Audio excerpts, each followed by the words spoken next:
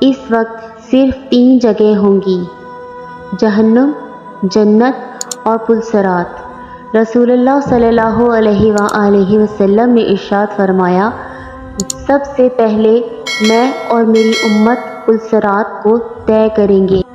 قیامت کے دن جب موجودہ زمین اور آسمان بدل دیے جائیں گے اور پلسرات سے گزرنا ہوگا، وہاں صرف 2 مقامات ہوں گے: جنت اور جہنم۔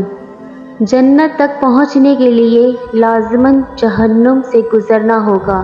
جہنم کے اوپر ایک پل نصب کیا جائے گا، اس کا نام پلسرات ہے۔